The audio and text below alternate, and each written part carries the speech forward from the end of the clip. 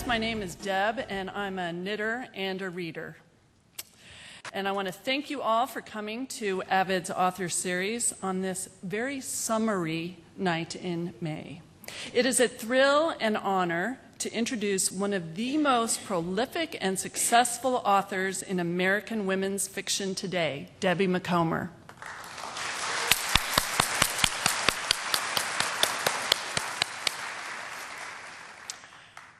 With more than 140 million copies, I think your programs say 130 million, but suddenly she comes to Des Moines and it's up to 140 million.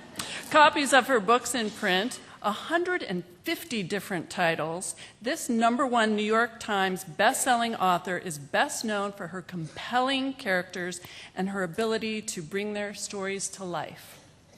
Her passions for storytelling, knitting, family, and faith have touched the hearts of millions. Just a couple fun facts before we bring her out.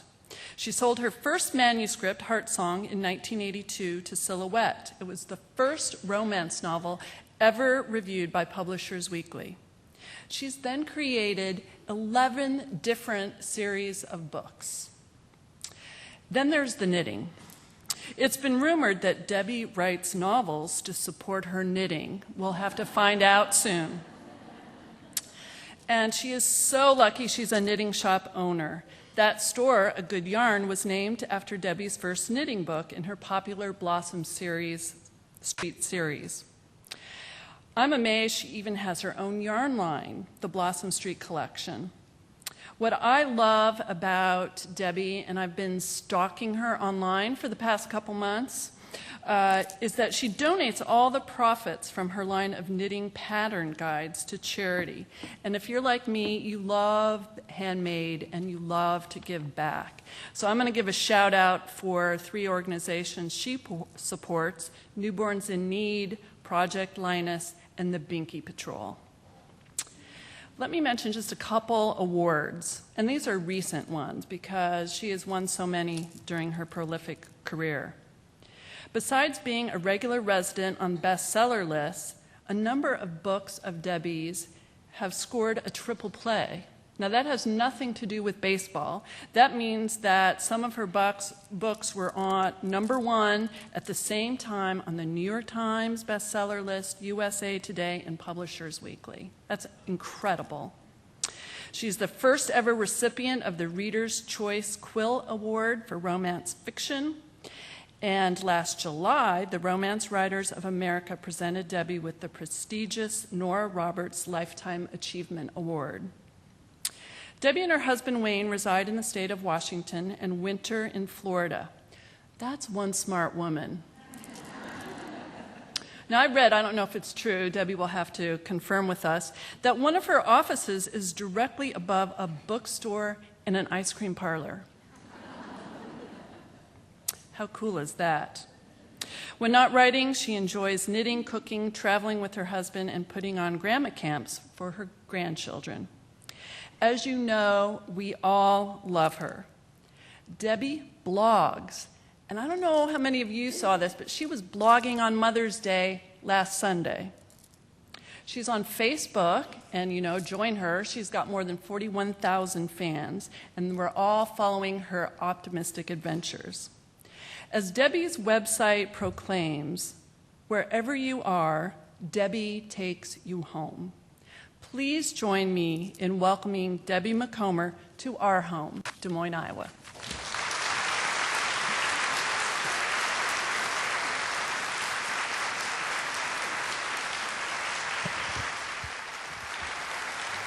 Oh. Hello, everyone. Oh, it's so nice to be here. I was home over Mother's Day in Port Orchard, and this has absolutely nothing to do with anything, but it's so funny, I have to tell you. I dropped something off that I had knitted to be blocked at our laundry shop, it's a Chinese laundry shop, and he's the nicest guy in the world, but he has a very unusual name that I struggle to say every time. It begins with an X. And when he saw me, he got a big smile, and he says, "I choose American name." I said, "Oh, I'm so glad. What's your American name?" "Jose!"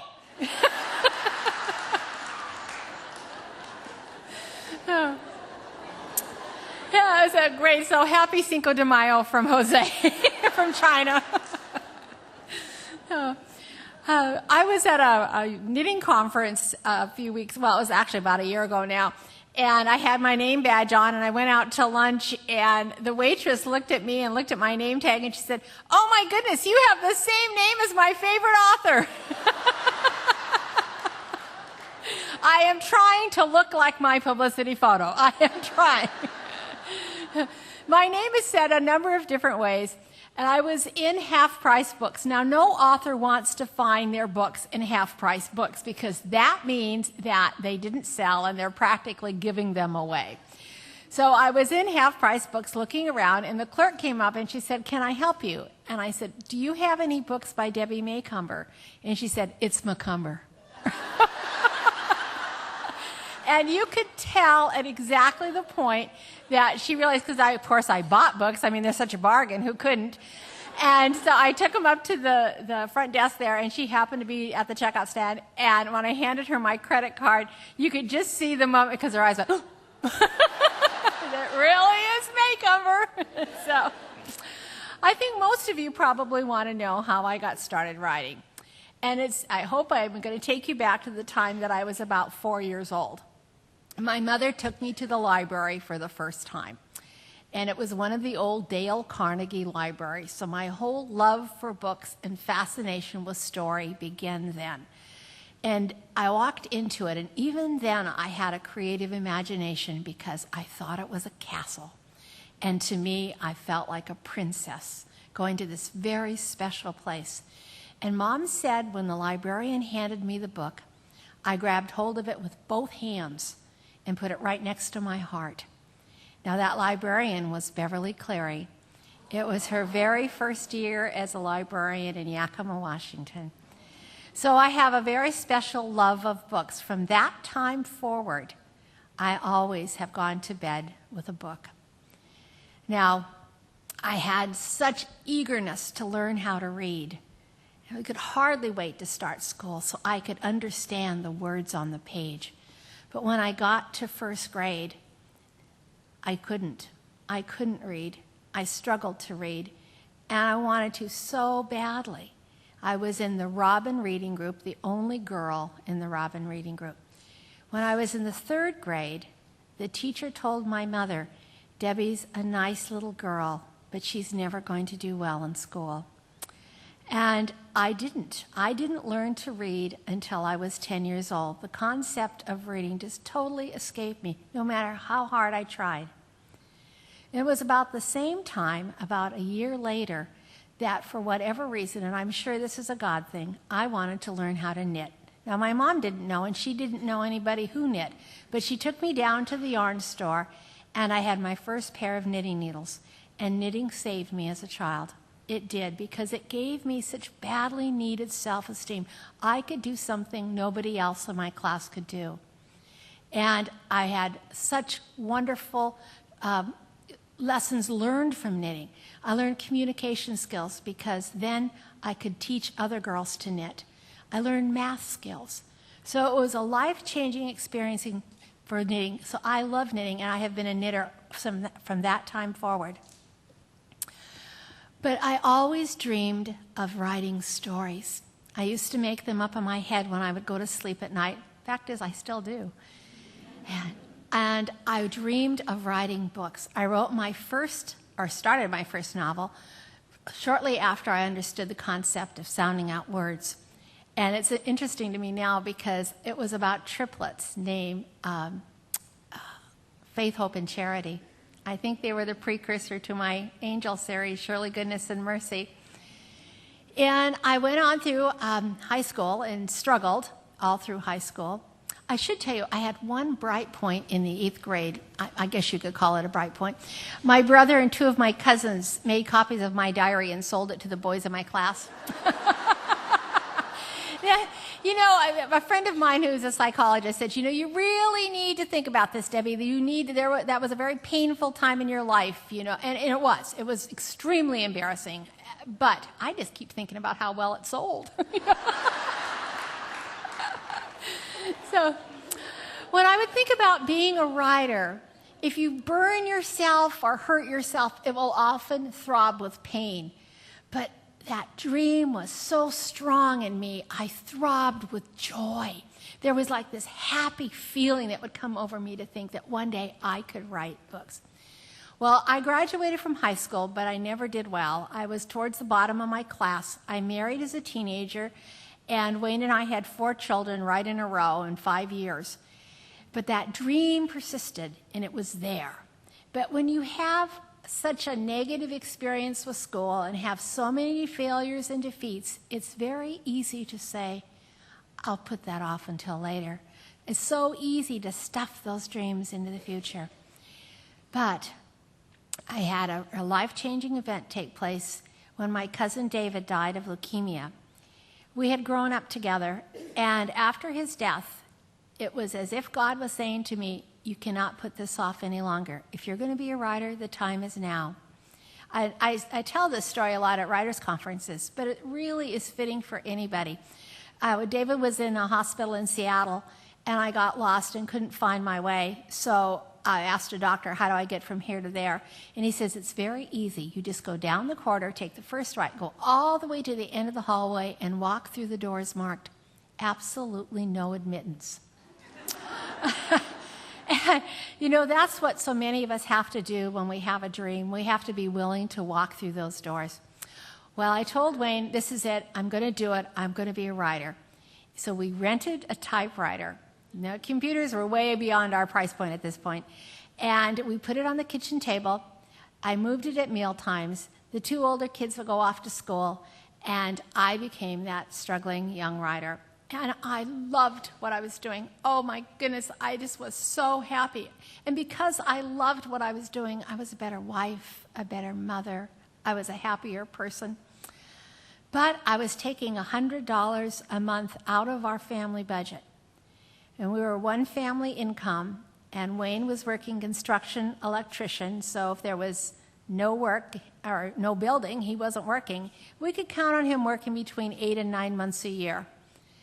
And because of that $100, and I was contributing nothing. It was $25 to rent the typewriter, $25 for a correspondence writing course I was taking, and then supplies and stamps and other stuff worked out about $100 a month.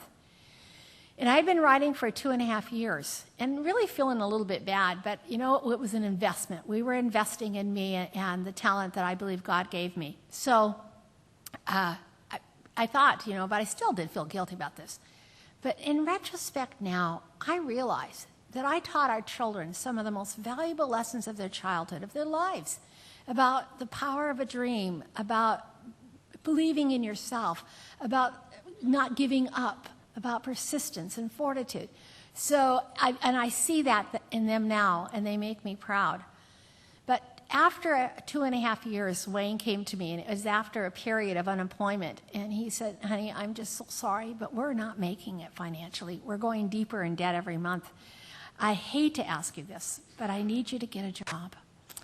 And I knew this was hard for him. He wanted me to publish. He encouraged me. He was really my moral support, because the rejections came so fast. They hit me in the back of the head on the way home from the post office.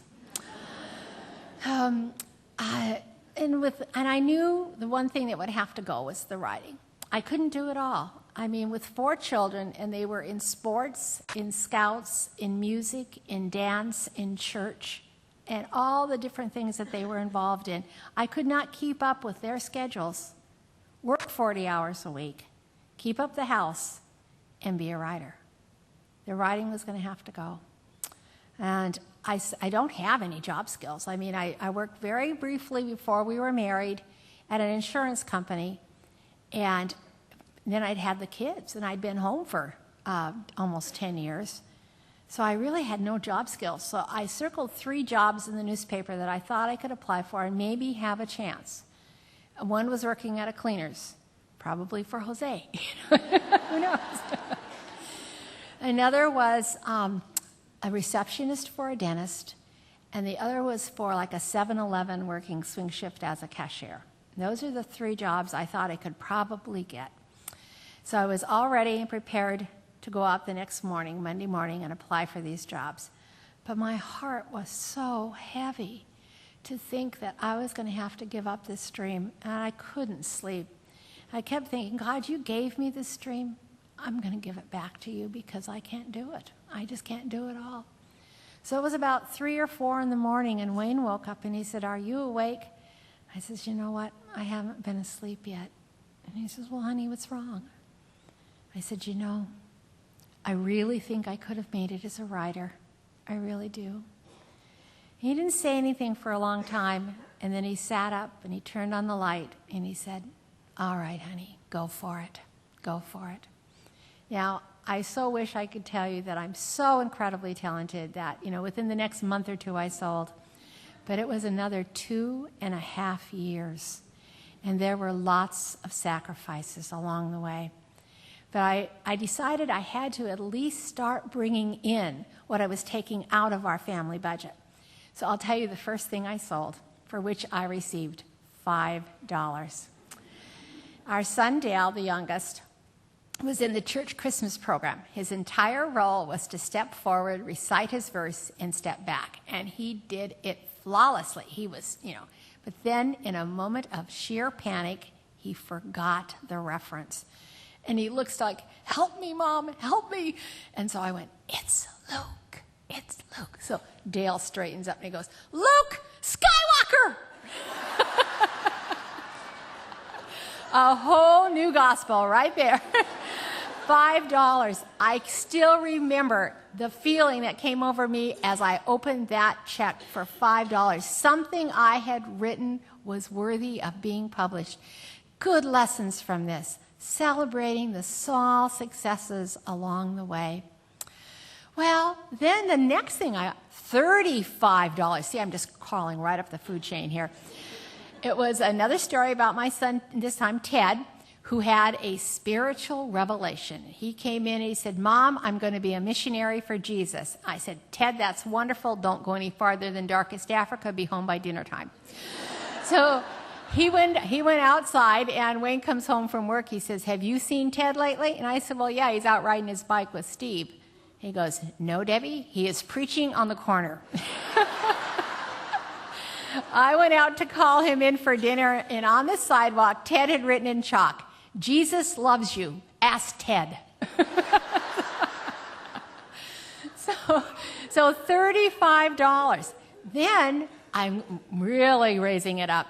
$350, an article I sold to Women's Day magazine on how I entertained my children during the summer. Because they didn't want to share me. They didn't want to share me with that typewriter. They thought this was their time. I could write when they were in school. So I devised a method where the mornings were theirs. And it was a wonderful program. We baked one day, we had science day, we had field trip day. And then in the afternoon, I would take them to the swimming pool, rain or shine. And I could write for 2 hours. And it just worked out beautifully. So $350. I can remember being so proud and handing Wayne that check, him looking at me and his eyes opening up and saying, this could work out. This could really work out. Now, I had never met another writer in the entire world. And Wayne said, why don't you go to a writer's conference? So I looked it up, and sure enough, there was a writer's conference coming. This was about March. There was one coming in August. So I immediately paid $100 of that $350 check to attend this writer's conference. And then I got notice that 2 editors from the very house that I had been submitting and getting rejected from were going to be critiquing manuscripts. They had agreed to do a workshop and critique 10 manuscripts. So I immediately mailed mine in. And then I got a letter that said mine had been chosen to be reviewed. And I've never had this feeling before or since, this just overwhelming feeling that came over me that this book is going to sell. I loved this story. See, I am a storyteller. I had to learn to be a writer. But this was a powerful story in my mind, and I loved it. I thought if I was ever going to sell, it would be this book. So I go to the writers' conference, and it was a hard time in our family. Wayne was out of work. It was 1982. He was up in Alaska living with, I think it was 5 other guys And they all shared a hotel room, and they could be in the hotel room 8 hours each. And he was living on pizza, all-you-can-eat pizza. The kids and I were in Seattle, and we were surviving on his $150 a week unemployment check. If I had not signed up for this beforehand, I would never have attended this conference. So I go into this conference, and it was a huge room. There were like 300 or 400 other writers there who any one of them would have given their right arm to have an audience with these editors. And the 10 of us that had been chosen had a star on our badge. It was like I had a size 52 left breast. I mean, I wanted everyone to know my manuscript had been chosen. You know? And the editor that read mine got up and she said, one of the manuscripts that I read shows a lot of promise. I knew it was mine. It was all I could do not to raise my hand and say, hey, we could talk contract later. You know, I was so confident. I mean, I had been at this 5 years. I thought I was getting darn good. Well, to make a long story short, it wasn't my manuscript. In fact, she had the whole room laughing at what she called the infeasibility of my plot. Now, if she'd said anything about the writing, I could have easily accepted that. But she didn't. She tore apart the story. My gift, the storyteller. So I sat there humiliated, embarrassed, but I thought if I was ever going to sell, I had to be willing to do what was necessary. If it meant starting over, I'd do it. I would do anything. I wanted this. I have never wanted anything so badly. So I went up to her after the workshop. I told her who I was and the name of my story. And I said, if I rewrote this, would you be willing to look at it again? Would you give me another chance? Now it's 30 years or more, or almost 30 years. And I'll never forget. She leaned forward and she put her hand on my arm, stared me straight in the face and said, throw it away. Throw it away. 5 years, sacrifices that I couldn't even begin to tell you about. Throw it away. I went home. I didn't even bother to go to bed that night. I sat up all night. And of course, having a creative imagination can be a real detriment too, because the shadows are coming in on the wall as dawn comes. So you think you're going to be a writer. So you think you're going to sell a book. Debbie's a nice little girl, but she'll never do well. You sit in the back of the class. Debbie, you stay in for recess. All those ugly, negative voices of my youth were shouting at me that night. I thought if I ever needed the power of positive thinking, it was then. So I reached for the most powerful, positive book in the world, the Bible. And the reading for the day was John 14. I was in no mood to read an entire chapter. So I read the first verse, which said, let not your heart be troubled. I thought, oh, God, you have a sense of humor. And the last verse said, arise, let us go from here. So I went right back to that writers' conference and asked for a refund. I mean, I could use that money. They could, prorate whatever time I had used, but our family could use that money. And they said they didn't give refunds. And I thought, I can't waste this money. I can't waste this investment. So everything I had sold to this point had to do with my children. So I thought, well, maybe I should be writing for the kids. So I attended a children's writing workshop. And the editor got up and she said, this is the worst market in 50 years. We aren't buying. Don't bother to send anything in. The agent got up and she said, don't bother to send me anything. They're not buying. Then the author got up and she looked around this room and she said, how many of you made $25,000 a year writing last year? Raise your hand. Well, none of us. And she said, do this. In this beautiful southern accent, do this. And then she listed, now I don't remember anything else except do not leave a rejected manuscript on your desk. It has a home. You just need to find it. So I thought about that. That was the one thing that little spark of hope. Oh, the power of encouragement. That little itty bitty spark of hope. So I went home and I wrote what is known as a query letter to another publisher. And a query letter just says, I've written this wonderful book. Here's the plot line, and you just give them a couple of paragraphs.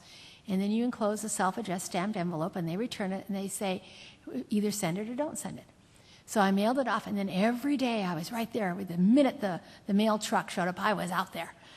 And every day that manuscript looked at me and said, so you think you're going to be a writer? So you think you're going to sell a book? Then one day, I couldn't stand it anymore. I didn't care if they wanted to see that book or not. I was mailing it off. Now, if I've ever seen God's hand in my life, and I have many times, this is probably one of the most profound moments of my life. I loaded the kids up in the station wagon. We drove down to the post office.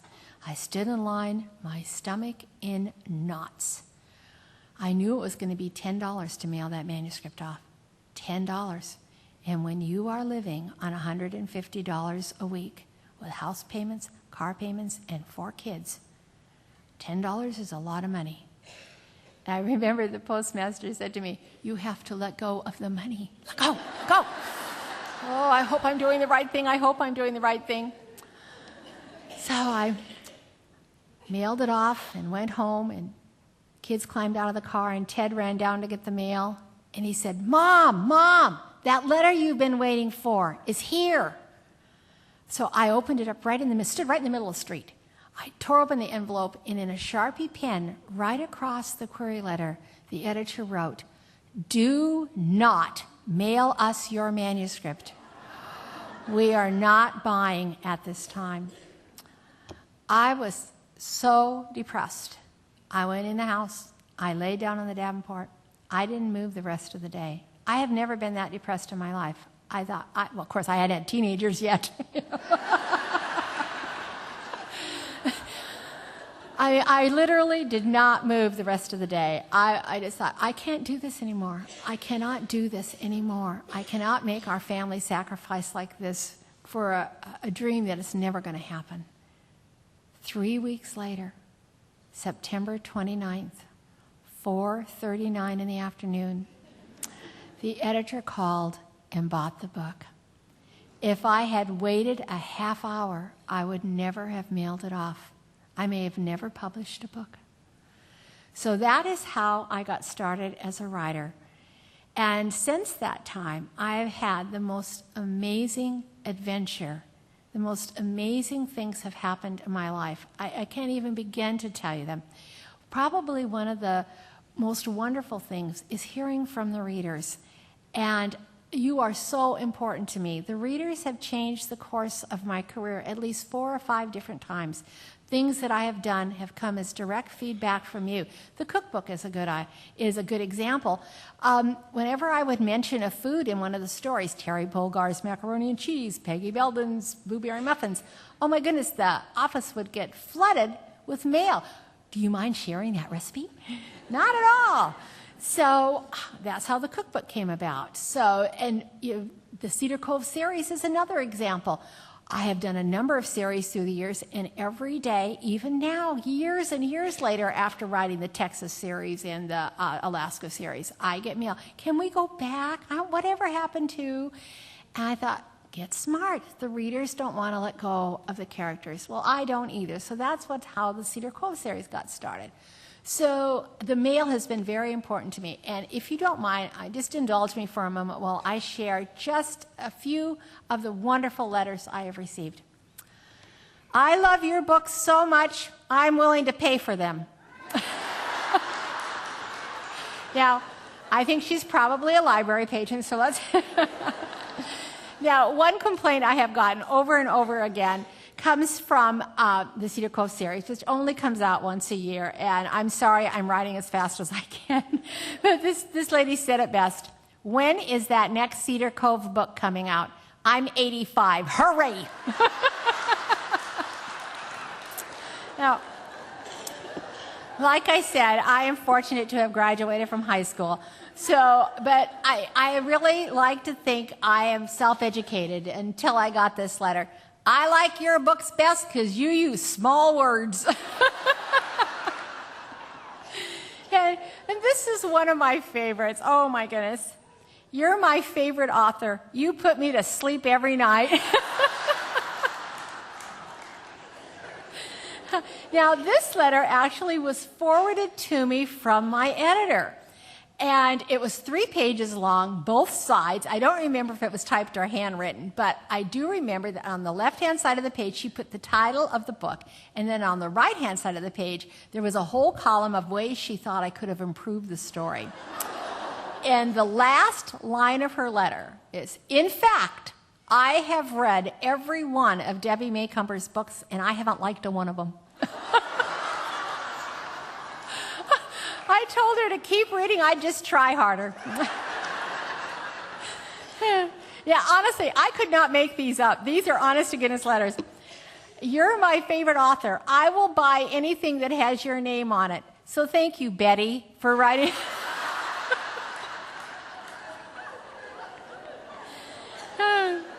And this lady said, I do a lot of reading in my bathroom.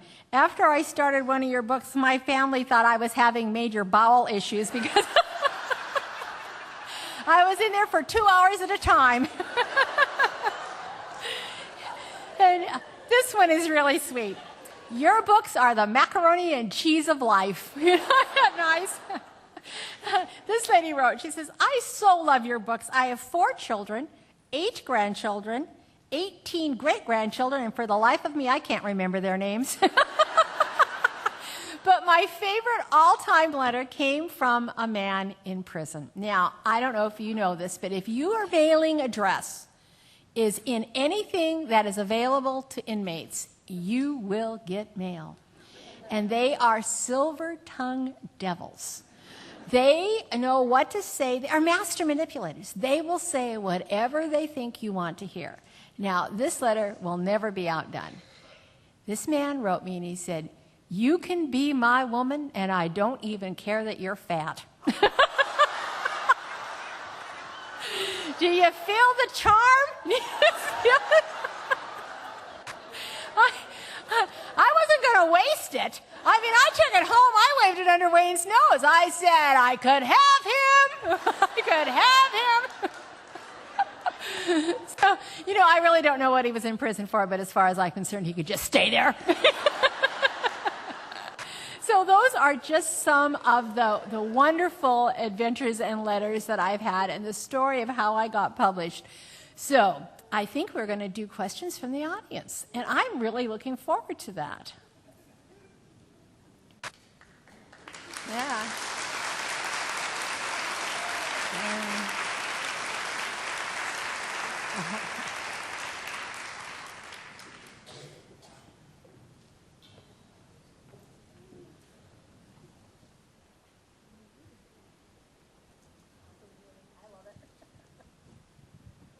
All right, with my knitting, we're going to take questions now from the audience, and Jan Kaiser, this lovely lady down in front in the pink jacket, will be kind of collecting questions if you want to write them down. But I'm going to kick things off with some questions I was thinking about. Debbie, can you tell us about your cousin Shirley, who inspired the book Changing Habits? I can. My cousin Shirley is 10 years older than I am. So when I was 8 years old and she was 18, she entered the convent. And she was a nun for 25 plus years. Now, nuns take a vow of poverty. So when she came out without any Social Security, without any retirement, and without any savings. And she worked 10 years, and she taught school all those years, but she didn't have a teaching degree. So when she came out, she couldn't even teach school. So 10 years she worked right at poverty level, and she got a job in Boca Raton, Florida. And she sold everything she had to get there. And she was there 3 months and lost her job. And she sat in a car sobbing. And she said, Lord, I served you all those years for this? For this? Well, unbeknownst to Shirley that she was going to get laid off that morning, she filled her car up with gas. And on a fluke, bought a lottery ticket. Yep. Shirley won the Florida State Lottery, $33 million. And you will see her tootling around Florida with a license plate, a vanity plate that says, "Thank you, God." Now, I was at her birthday party, her 60th birthday party, and her friends are so funny and witty. Now, I can be witty, but it takes wine. So and all of a sudden, I realized I was the only one there who had never been a nun. And that's what inspired Changing Habits. What inspires your nonfiction books? Oh, my nonfiction books. Well, actually, 2 house payments. Actually, I've had some wonderful experiences through the years. I'm going to tell you about one of them. I made a list years ago on 30 people I wanted to meet. Jack Canfield inspired this. I had read a book from him long before he was popular with the Chicken Soup for the Soul. And he tells about making a list, and he said within 4 or 5 years, he had met 80% of the people on his list. And I just thought that was an incredible. And I thought, well, I could make a list. So I I got to tell you this. He tells the story of meeting Red Skelton. Red Skelton was at a gate in a waiting at a jetway. So he went and he introduced himself to Red Skelton, and he said, "I'm a fan." And Red looked at him and he said, "It's a hot day, I could use one." So I was making my list out. Now, the very first name on my list is Pat Conroy, who I think is probably one of the most phenomenal writers of our time. And then Zig Ziglar. I had listened to Zig's motivational tapes. They helped me get published. I loved Zig. And in fact, I had even written Zig a letter to tell him how much I appreciated his motivational tapes. Then I had Elton John down. I had a bunch of names. It was about half done. And my son came home from college, and he said, "What's this?" And I explained, "These are people I'm going to meet." And he says, "Mom, how are you going to meet Billy Joel?" I said, "Well, I don't know. I'm just leaving that up to God." And so the next morning I got up, and Dale decided to fill in the rest of the names on my list, including, he said, "Mark Twain, go for it, Mom." "Shakespeare, you might as well." And I thought I'd raise more positive thinking kids than that. So, rah, rah, rah. So I went off to work, and I was not at the office a half hour. And Renata, my assistant, comes in. She said, "Debbie, Zig Ziglar's on the phone for you." Not more than 24 hours after I put his name down on the list, he had kept my letter, followed my career, and wanted me to do an infomercial with him and Lou Holtz. I have now met 19 people on my list. But the amazing part of this story is the story of what happened to Dale. Dale is a runner, and his idol is Steve Prefontaine. Now, I don't know if any of you know him. He was a phenomenal runner who died 23 days before Dale was born. Everything Dale has ever written all through school has to do with Steve Prefontaine. Every paper, every theme, everything is all about Steve. He knows more about Steve than Steve ever knew about his own life. And on Steve's birthday, Dale is a college student, and his best friend decided to live Steve's life. So they went down to Coos Bay, Oregon, where he was born, and on to Eugene, Oregon, where he ran. He was the first runner in Nike shoes, and to live his life. And then on the way back to college, they stopped off at where Steve's parents lived when Steve was born. And they were out taking pictures and horsing around like college kids do. And a man came out, he says, "What are you kids doing?" And my son, who's a lot like me, got very enthusiastically. He says, "Do you know this is the house Steve Prefontaine's parents lived in when Steve was born?" And the man said, "Yes, I do. I'm Steve's father." And Steve's father brought those 2 boys into the house, fed them dinner, took them up to Steve's bedroom, and took their picture wearing Steve's Letterman's jacket. Yes, Dale has his own list now. So that is what inspired just those wonderful experiences that I've had. And the book that I wrote on that is called God's Guest List, because there are so many people that have come into my life, that have come into your life, that have been sent there for a purpose. And so that's what has inspired my nonfiction.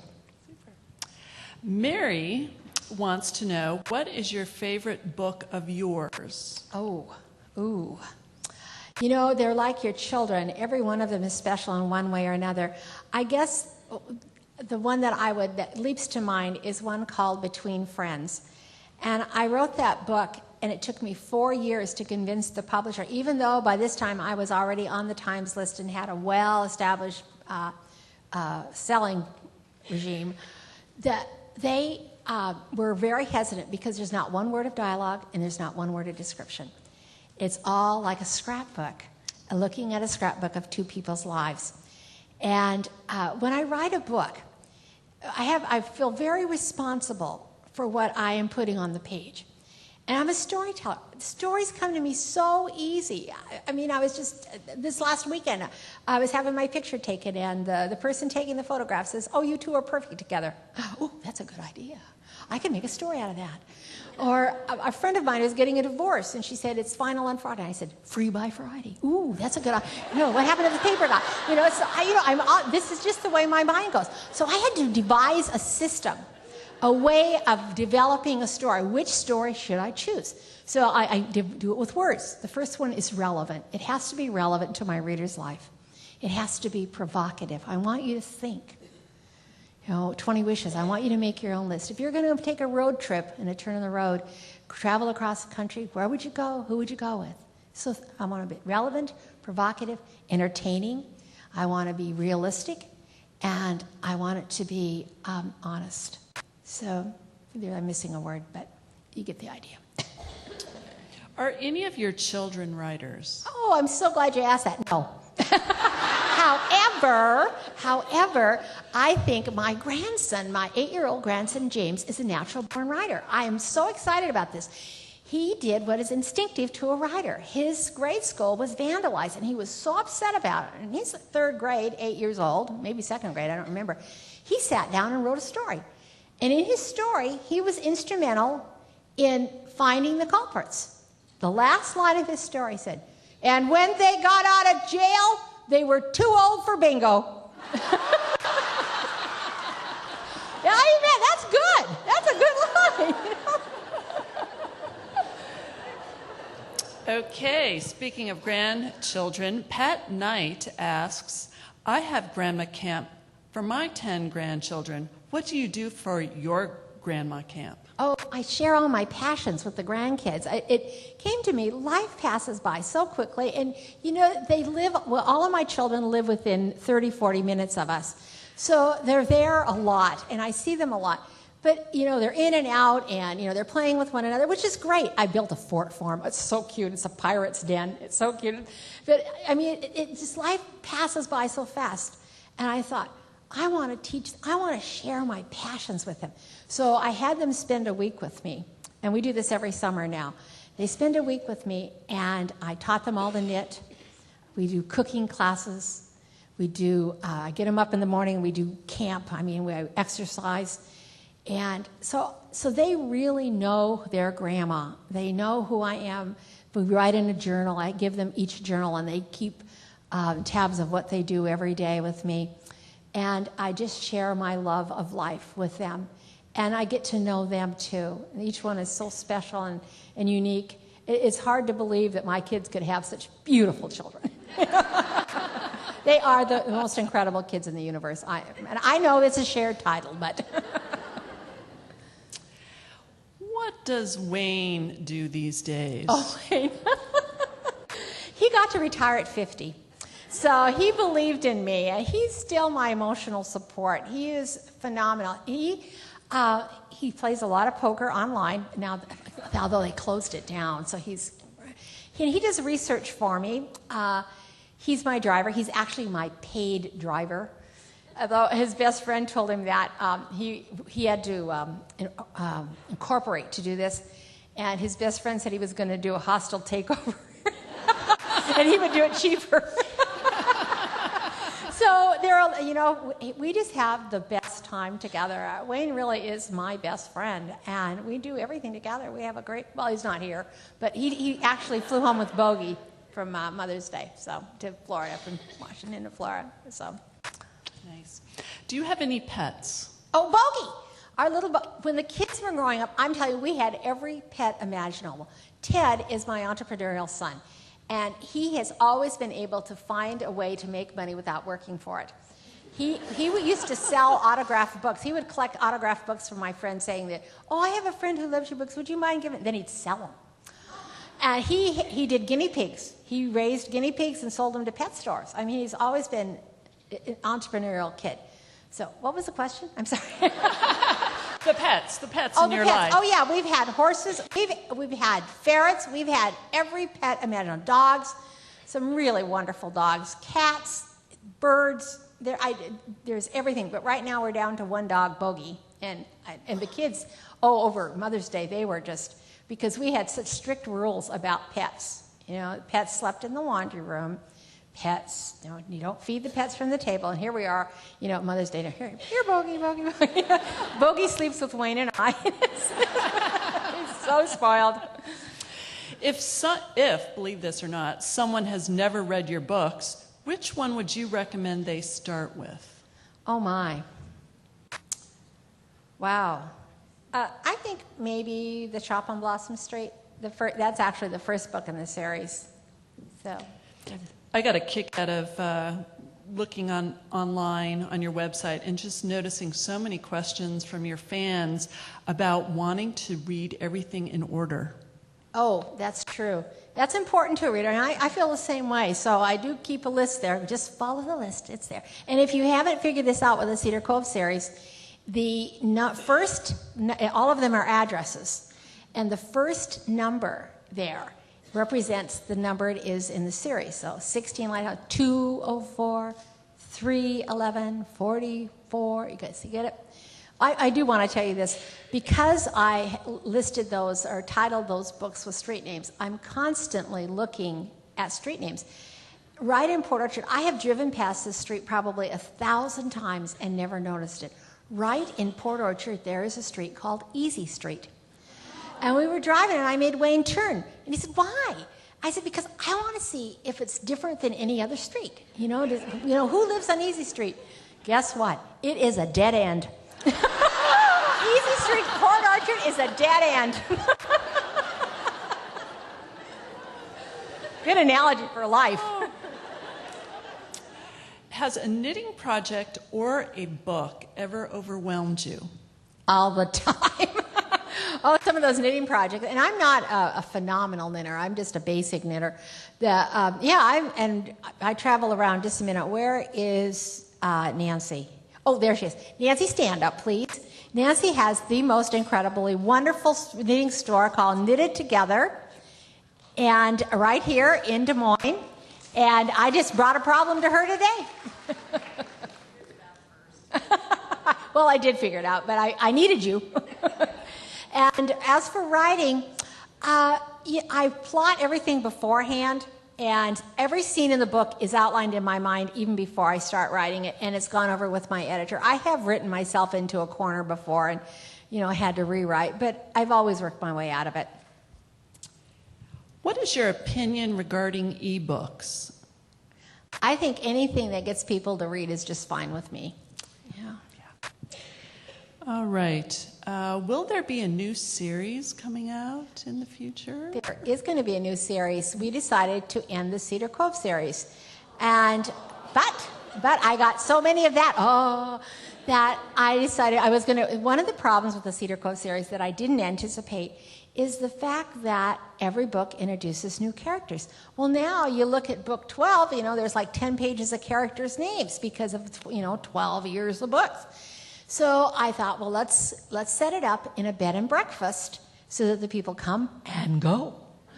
So, but then after all of the complaints that I got about ending the series, I decided to set the bed and breakfast inside of Cedar Cove. So you will still have interaction with the characters, but they won't be the main story. They won't be the main focus. So, yes, a new series. Why is Christmas your favorite holiday to write about? I think that Christmas is because it was my dad's favorite holiday. The family always had the house decorated and lights around the house and, all the different, so it just kind of caught on with me. I've always loved Christmas, and I have over 150 nativity scenes in the house. You cannot go to the guest bathroom without the baby Jesus watching every move you make. So I don't want anybody to forget the reason for the season. We have 5 Christmas trees in our house, 5. And they are all for the grandkids because every family has their own tree. So when the kids come, they know which tree is theirs and what presents are theirs. So, I just love Christmas. And we have so many traditions. This October, I have a Christmas cookbook coming out. And in that, I share a lot of the things and traditions that I have with my own family about the different projects that we do. And I think it's really turned out to be a lovely, lovely book. I know you'll enjoy it.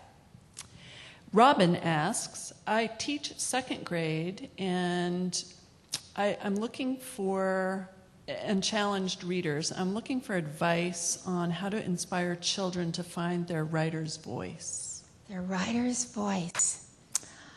Well, I think, first of all, kids learn in different ways. We were taught, it was, who was with me today? Jan Fraser was with me. Her daughter is dyslexic the way I am. So she was telling me how her daughter learned and how people that are dyslexic have such a creative imagination. See, we are given gifts. Something may be taken away, but it's supplemented in other ways. And how we picture things.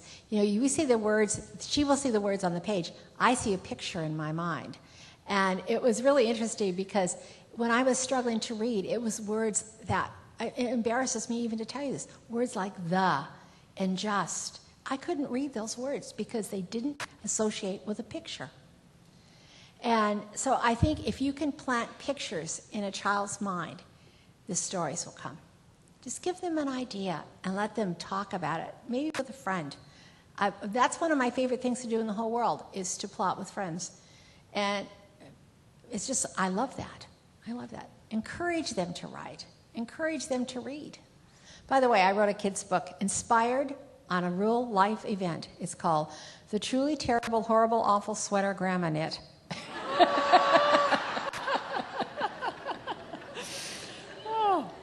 Are you an avid reader? And if so, who is your favorite author besides yourself? I am an avid reader, but even now, all these years later, reading is still a struggle for me. So I almost always listen to audiobooks.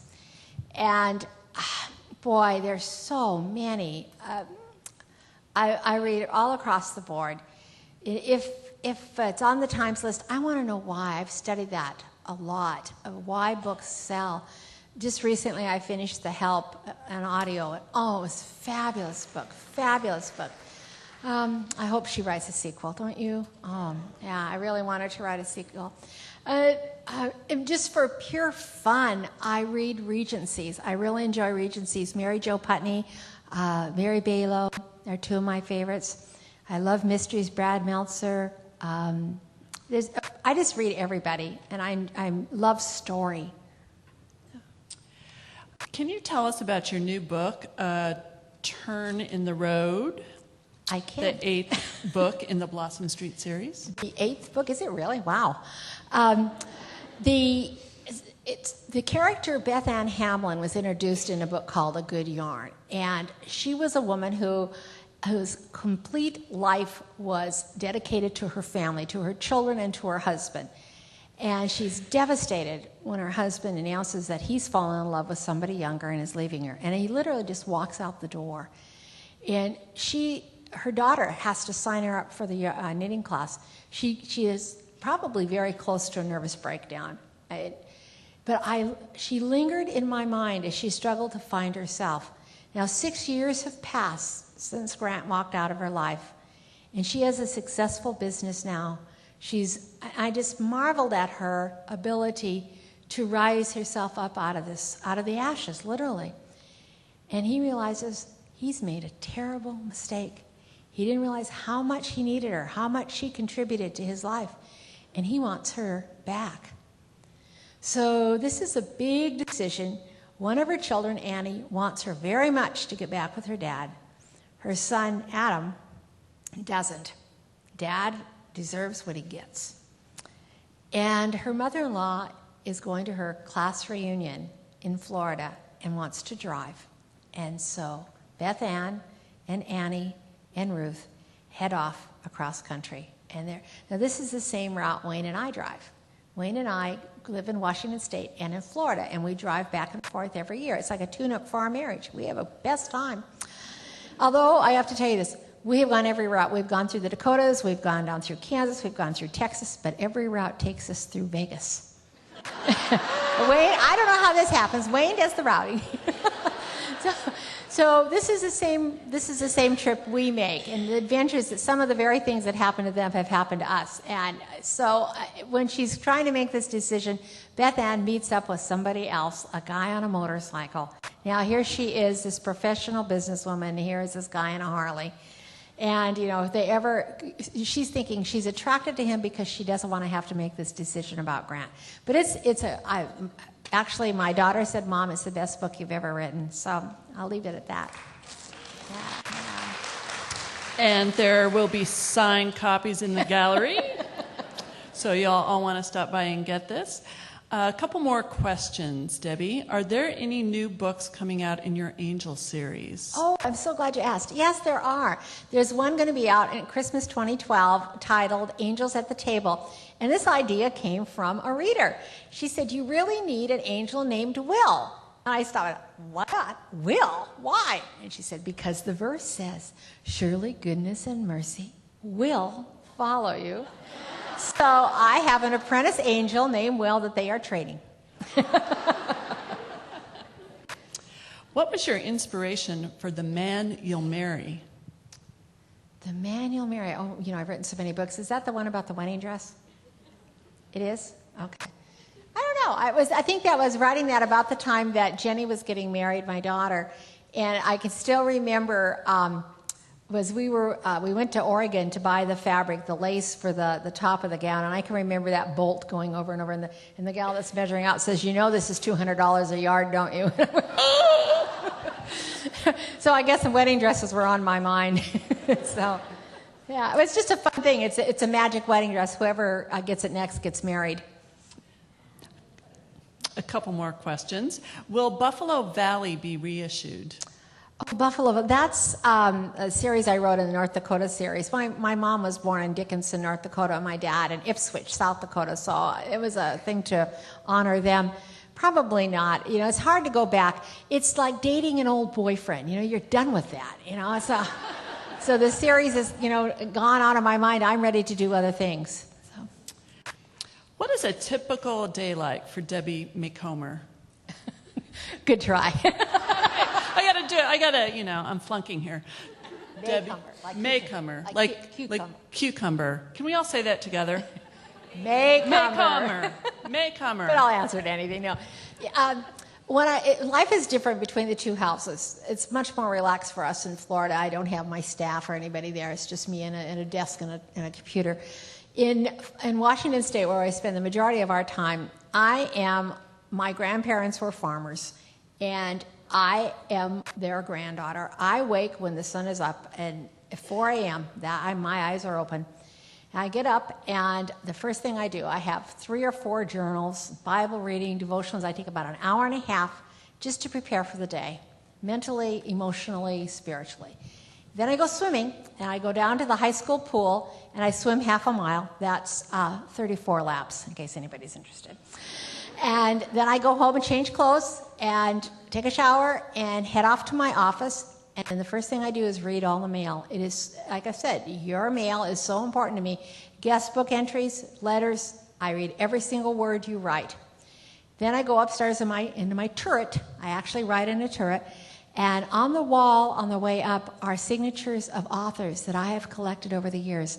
I have Mark Twain, Charles Dickens, Harriet Beecher Stowe, Pearl Buck. These are my mentors. These are the books I read as a kid.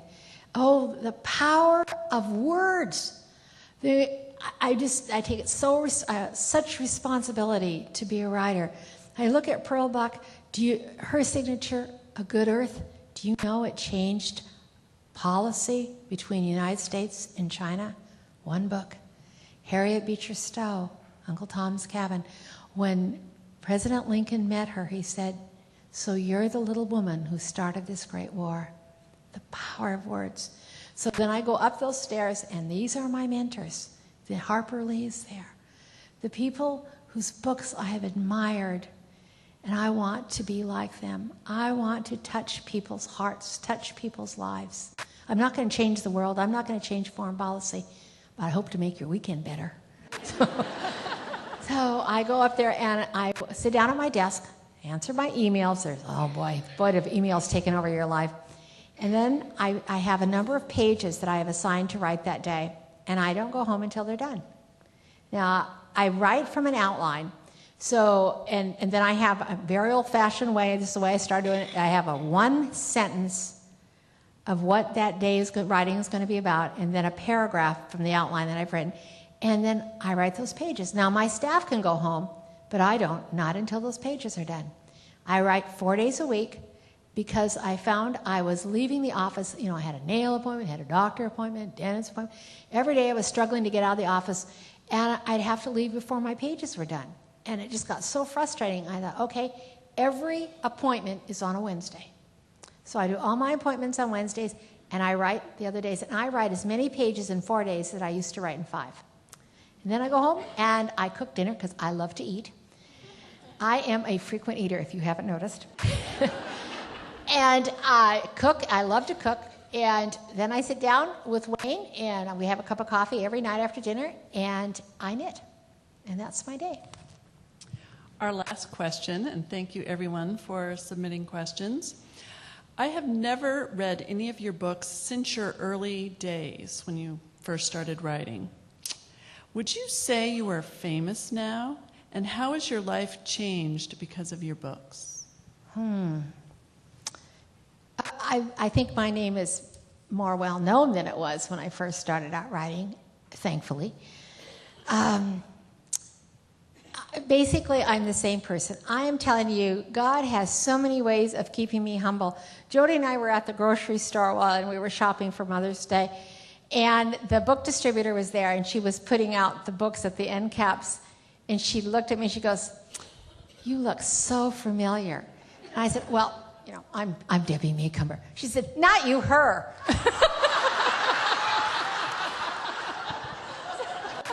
You know, God keeps me humble, believe me. Oh, that is great. That's great. Well, I think it's time now to put down our knitting needles and give Debbie a big, warm Des Moines, Iowa thanks. Oh, thank you.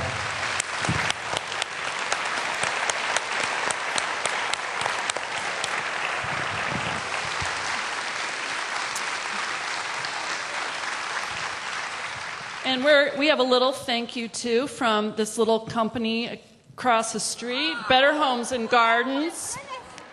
We have the brand new cookbook so that in your free time before you knit in the evening, you can think of us and your trip to Des Moines. And I would like to, pardon? I have the Better Homes and Garden cookbook from when I was married 43 years ago. Yes. Oh, life is good. Life is good. So I'd like to thank you all again for coming to the AViD series, and please, if you'd like to meet with Debbie in the gallery area, she'll be autographing books, and you can get that newest one, Turn in the Road. And have a great evening, stay cool, and thanks for coming. Thanks, Debbie. Thank you.